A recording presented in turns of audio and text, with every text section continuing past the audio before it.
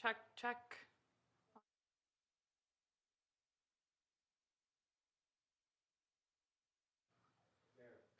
Check, check. 1, 2, 3, 4, 5.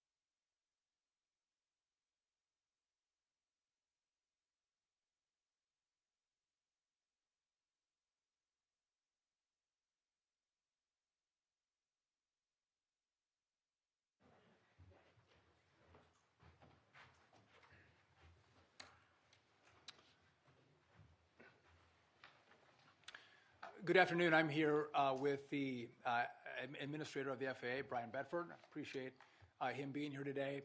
Appreciate all of the work that's taken place over the last days, weeks, in the month from the FAA and the FAA team. There are two issues we want to talk about today, and these are two very separate issues. Number one is the Louisville crash, the UPS airplane that went down yesterday. And then I also want to talk about air traffic controllers, the shutdown, and our staffing issues and the mitigation efforts that we've been deploying to make sure we keep the airspace safe. So first off, with regard to the crash last night, the NTSB gave a press conference earlier. There are a lot of videos online. A lot of theories have been deployed online based on what folks have seen. We are not in the business of theories. We don't speculate. We are going to wait for the facts to come out, and with those facts, we will present them to the American people as well as with the NTSB. I'd also note the FAA has a ground team in conjunction with the NTSB, both of them are doing great work to get to the facts of what happened. I do want to extend my condolences to the families of those who lost loved ones in the crash. I did have an opportunity to speak with the union head of the UPS pilots, extended my condolences as well. He indicated that he was very good friends with the pilots on that aircraft. So condolences to the families. This issue, though, of the aircraft is very different than the second issue, which is air traffic controllers, which, by the way, this was not an air traffic control issue. It appears that it was a mechanical issue. Everyone's been clear on that. That is not speculation. Two very separate issues at play. In regard to air traffic control, we've had a conversation over the course of the last month about some of the challenges that we're having in the airspace. Many of you know that we are 2,000 controllers short, air traffic controllers short, and we have surged our academy to bring more controllers into our system. We are 20% up in controllers through the academy thus far this year. I've also offered air traffic controllers who are of the age of retirement a 20% upfront cash bonus to actually stay on. Some of the best controllers we have don't retire, keep working for us. All of that has been reducing the pressure on the staffing side of air traffic control. It's working, but it takes years to bring more well-trained certified controllers into the airspace. The shutdown is having an impact on our ability to maintain those numbers and dent that 2,000 shortage that we have. You also know we're modernizing the airspace. We have an old set of equipment that we use to control America's airspace. We have, though, the safest airspace in the world. And that's not because of the equipment, that's because of the well-trained air traffic controllers that we have operating the national airspace. We received $12.5 billion from the Congress in one big, beautiful bill, and we need a total of $31.5 billion to accomplish the mission of completely rebuilding America's airspace. The work has begun. We're transitioning our telecommunications. We're about to announce a project manager to do all of the work for this brand new system. But I want to talk about what's happening over the course of the last month with regard to the shutdown. Our air traffic controllers, and a lot of those who work at DOT, but throughout government, they haven't received paychecks. And many of these employees, they're the head of household. They have their spouse at home. They have a child or two or three. And when they lose income, they are confronted with real-world difficulties in how they pay their bills. And so for air traffic controllers, they received a partial payment in early October. The second payment, they got a big fat zero, no paycheck at all. Tomorrow, they get a pay stub email on what their next paycheck is going to be. And when that pay stub comes out, that is also going to be zero. So they will have gone a month without any pay. And what we're finding is that our air traffic controllers, because of the financial pressures at home, are taking side jobs. They need to put food on the table, gas in the car, pay their bills. By the way, I do not want them to take side jobs. I want them to show up for work. We have asked them to show up for work, but I'm not naive to understand that they're trying to figure out how they meet their daily obligations. And so because of that, we have seen staffing pressures throughout our airspace. Those who travel will see that we've had more delays. We've had more cancellations. We do not want to see disruptions at the FAA or here at DOT. We don't want that. But our number one priority is to make sure when you travel safely. And that's why, as the administrator and I have been talking throughout the day, his team has been working for the last 24, 36, 48 hours crunching data. We're noticing that there's additional pressure that's building in the system. And again, our priority is to make sure that you're safe. And so we're going to talk about additional measures that we are going to take that's going to reduce the risk profile in the national airspace. And I'm going to turn it over to the administrator to do that as he walks through what that plan is going to look like. I anticipate there will be additional disruptions. There will be frustration. We are working with the airlines. They're going to work with passengers. But in the end, our sole role is to make sure that we keep this airspace as safe as possible. The administrator is going to talk about all of the tools we're going to deploy. One of them, though, is going to be that there is going to be a 10% reduction in capacity at 40 of our locations. The administrator is going to tell you that this is data-based. This is not based on what airline travels, has more flights out of what location. This is about where is the pressure and how do we alleviate the pressure. And so I want to thank him for, again, him and his team's great work.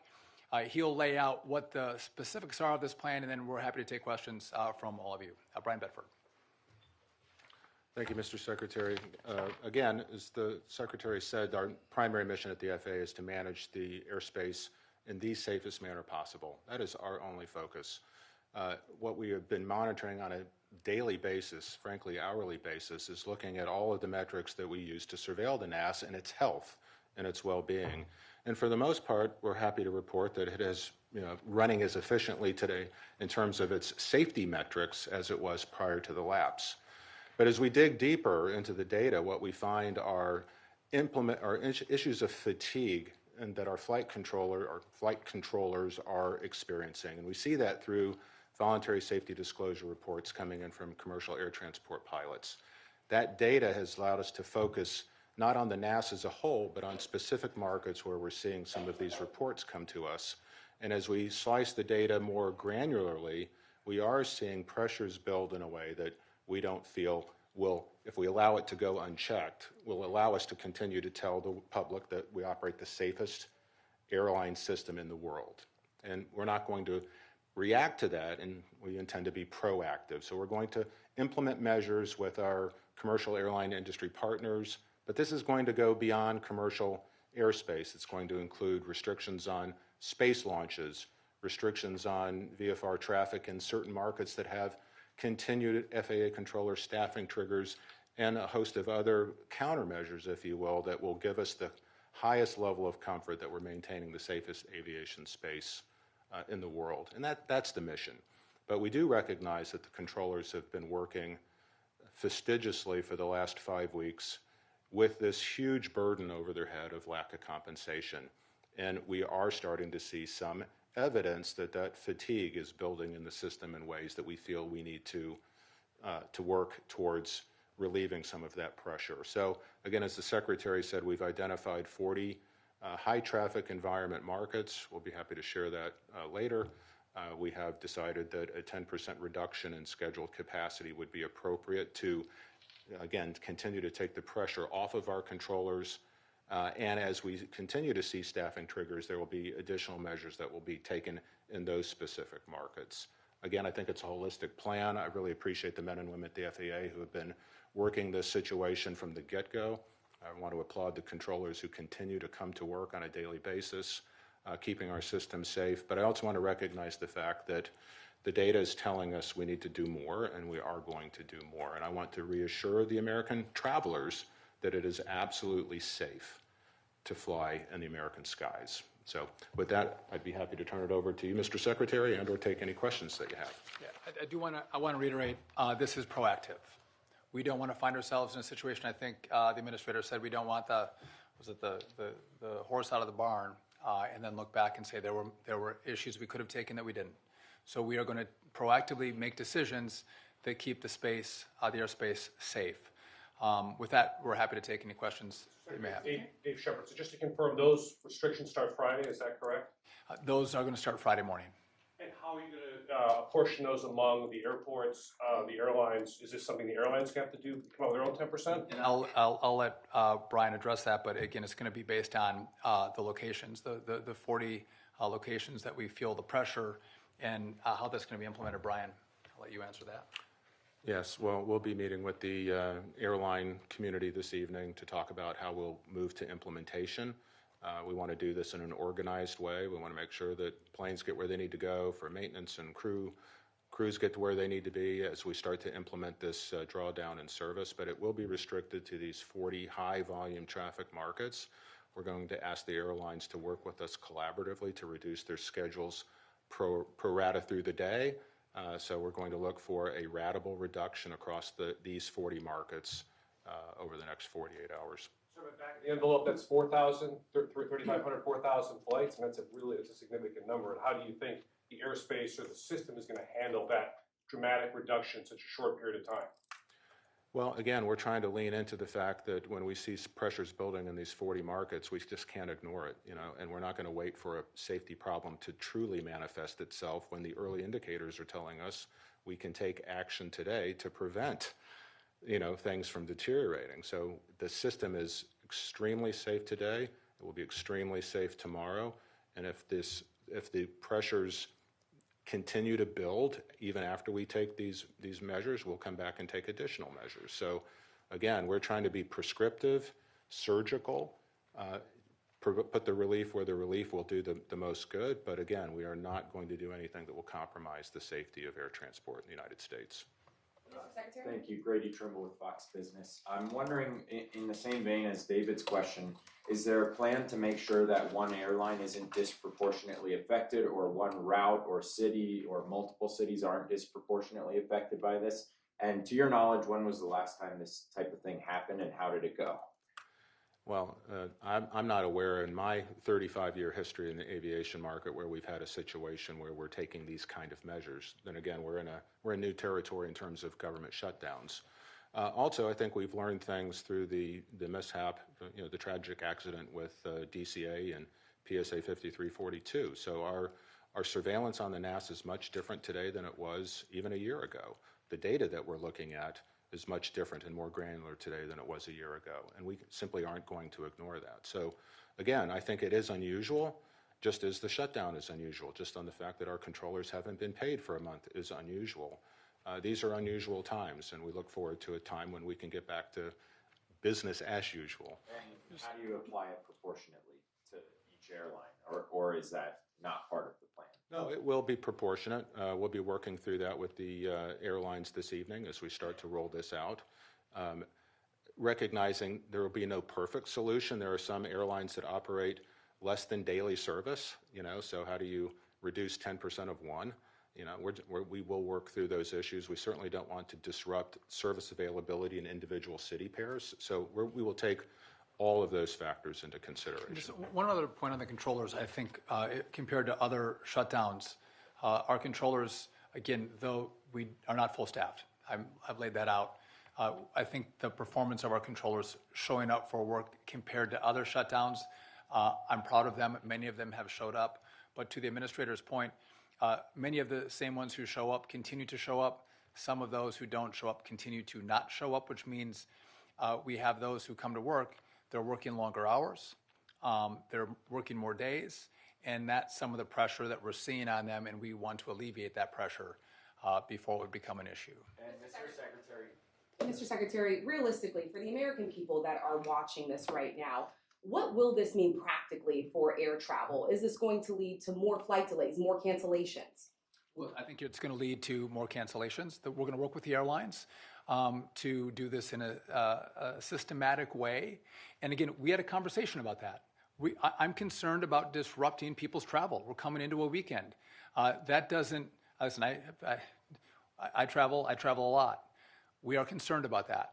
But we had to have a gut check of what is our job. Is it to make sure there's minimal delays or minimal cancellations, or is our job to make sure we make the hard decisions to continue to keep the airspace safe? That is our job, is safety. And so, again, when we see pressure, we are going to get ahead of it and make sure that you get to where you're going, point A to point B. And how long will these restrictions stay in place until the government reopens? And are you any closer to closing parts of the U.S. airspace? So we're going to, and the FAA and the administrator are going to continue to do this, with me as well. Till we see the metrics start to move in the right direction. We are going to use data. The data will dictate what we do. Again, if the data goes in the wrong direction, could you see additional restrictions? Yes. If the data goes in the right direction, we will roll this back. But it's going to be data-driven, safety-driven. Yes? A couple questions, if I could. First is you mentioned additional measures on top of this. What are those additional measures? And secondly, what happened today, or maybe even changed between yesterday when we last were speaking of this, that prompted this decision today? So the additional measures were the launches that we are going to guardrail into certain times of the day. Launches can be very disruptive to the airspace. They take a lot more attention from controllers. VFR travel, and there was one more that you were... So, well, I'm going to try to address both questions. So what happened today, what's special about today versus yesterday? The data we've been looking at is the data that we managed the NAS, whether we were in a shutdown or we're not. We're always looking at the overall health and safety of the NAS, whether we have any critical hotspots, right? These are changes that were implemented post PSA 5342 under the Secretary's leadership. So I'm grateful that that's there, and the team of men and women at the FAA work hard managing this data, and we're leaning, it's not reactive now, it's proactive. And that's the difference. We're not going to wait until we see something flashing red to say, oh, we should take action now. We want to keep everything in the green. We want to keep all the safety measures within the guardrails that we have that define the safest system of airspace in the world. And these actions, we believe, are sufficient to allow us to continue to keep the safety metrics within the appropriate levels that we want, which is perfect safety. So yes, it's leaning into it. It's anticipating that if the pressures continue to build through the shutdown, additional measures will be necessary. We're going to go ahead and implement those measures proactively, and we'll continue to measure the safety and health of the NAS. Yes? Yeah, Chase Williams, Fox Business. I know David kind of alluded to it, but 10% is not an insignificant number. Did you guys think about starting at maybe a lesser point, such as 5% capacity, or maybe even talk about, maybe a bigger number, such as 15 or 20? I can tell you that a whole panoply of options were evaluated. There's no perfect science here, so it's really trying to look at where the potential pressure points are building, what we're seeing in terms of safety disclosure reporting from our commercial air transport pilots. That's informing us. And then as we get into the granular details on these 40 individual markets, we felt like this was the appropriate next step. That doesn't mean that we won't come in and surgically do more if more is required, or if we see maybe we've overcorrected, we can certainly take some of the mitigation out. But again, we thought 10% was the right number based on the pressure that we were seeing. Yes? Because I look at Politico, can you speak a little more to the 40 markets? Are they the busiest markets, or is there some other metric you're using to determine which ones they are? So, and are you going to release the names? Yes, I'll let Brian give the specifics. Yes, of course. We'd like to brief our aviation users with more of these specifics, but yes, we will publish the markets that will be affected, and of course, airlines will be publishing to their customers their implementation of these processes.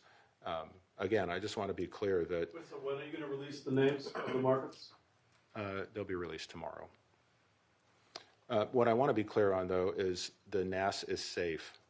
These are proactive measures that we're taking to ensure that we can guarantee the American public that the NAS is operating at the highest levels of safety. And so we can debate on whether it should have been 8, 9, 10, or 12%, but this is the point where we're going to start. Hypothetically, if the shutdown were to end tomorrow, would these restrictions still go into place Friday, or is this? I think what we're going to want to see is a return to controller performance that's at levels that we were experiencing prior to the shutdown. We're going to...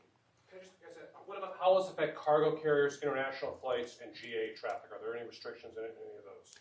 So it'll apply to all IFR users, and if there are staffing triggers in selected markets, it will apply to VFR traffic as well. Are you going to protect international flights or no? I have to tell you, we haven't talked through the international component yet. Is there a concern about the economics also? Because, I mean, obviously airlines carry a lot of cargo. Is there any concern as we move forward into this what the economic impacts of this could be? Well, I'll leave the economics to the Secretary, but as far as the FAA is concerned, that's not our interest. Our interest is only in maintaining the health and safety of the NAS, full stop. Listen, there are a lot of equities at play, and we think about all of those equities, but the number one is safety. And so again, am I concerned about cargo? Yes. Am I concerned about disruption in the airspace on Friday? Yes.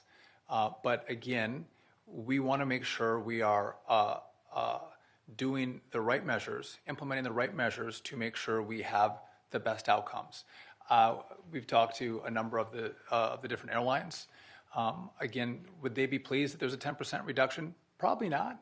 But are they supportive that we are working overtime to make sure the airspace is safe? Yes. And we will team up and partner with them and make sure that that they have enough time to, as best as they can, minimize the disruption to the airspace. To the administrator's point, because it's data driven, if there was a deal today and the government's going to open tomorrow, which by the way I've spent time in Congress, that's not the way it works. This will be data driven. We get controllers back in facilities and we get staff back up, we will make those decisions as the data drives us.